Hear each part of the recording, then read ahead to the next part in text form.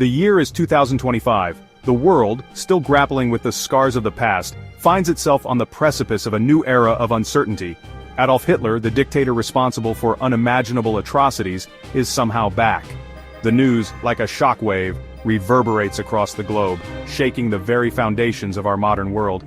Fear, disbelief and outrage wash over nations, leaving them teetering on the edge of chaos. The return of such a figure, once consigned to the annals of history, poses an unprecedented dilemma. It challenges our understanding of life and death, justice and forgiveness. The world watches, holding its breath, as the reality of this unthinkable event slowly sinks in. The very fabric of our society, built on the principles of peace and human dignity, is threatened. The world is left grappling with a question that seems ripped from the pages of a dystopian novel.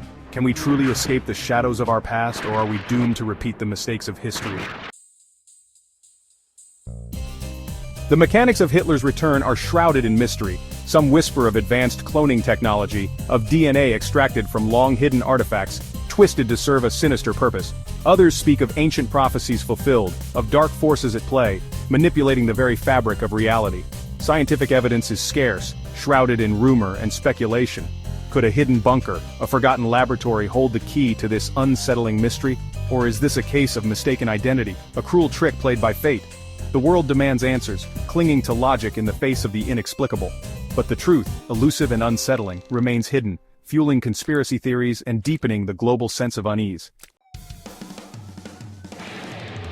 The news spreads like wildfire. Social media explodes with a cacophony of reactions: disbelief, anger, fear.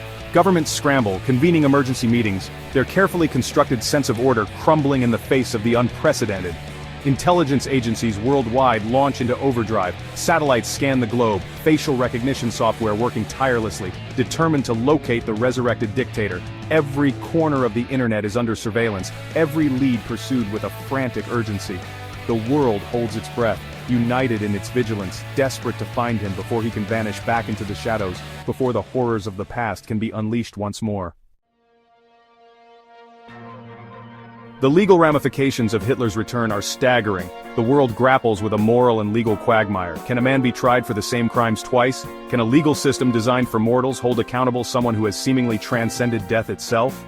Lawyers and scholars debate endlessly, ancient treaties and modern statutes scrutinized with renewed intensity.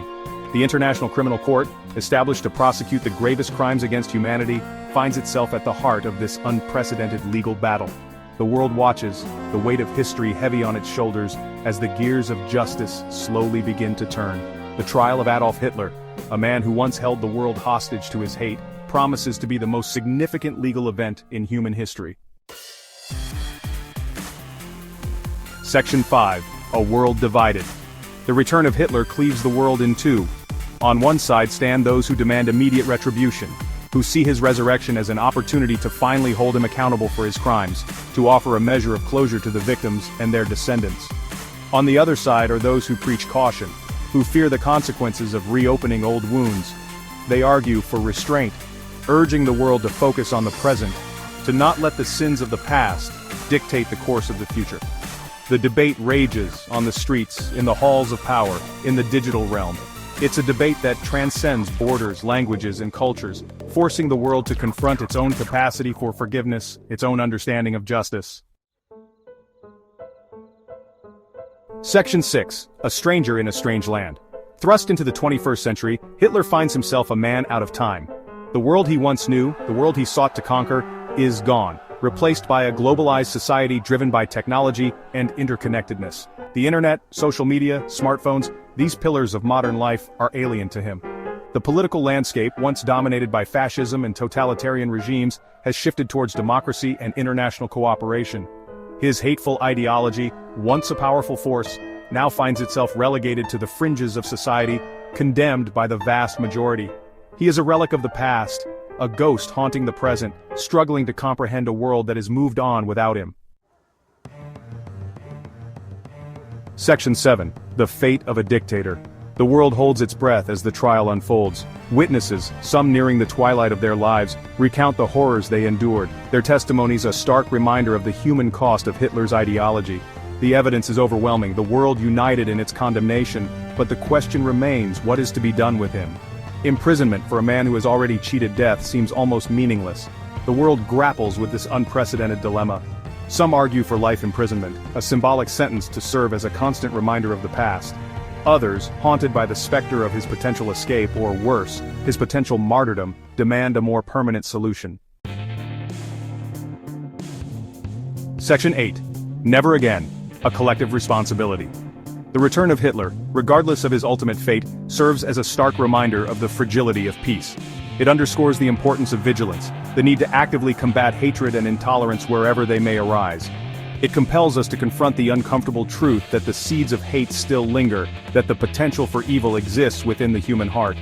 It forces us to acknowledge that the fight against fascism, against discrimination, against all forms of intolerance is a continuous one, a responsibility we all share. We must learn from the mistakes of the past, from the complacency that allowed such horrors to unfold. We must remain vigilant, united in our commitment to building a world where the ideologies of hate have no place. Section 9. The enduring power of hope. The return of Hitler, while a chilling reminder of our past, also serves as an unexpected testament to the resilience of the human spirit. It highlights how far we have come since the dark days of World War II, how the world has united to condemn hatred and embrace tolerance. It underscores the enduring power of hope, the belief that even in the face of unimaginable darkness, humanity can find a way forward. It reminds us that the future is not preordained, that we have the power to shape it, to build a world worthy of our highest aspirations. The fight against hate is a marathon, not a sprint. But by embracing our shared humanity, by standing together against intolerance, we can build a future where the darkness of the past never again eclipses the light of hope.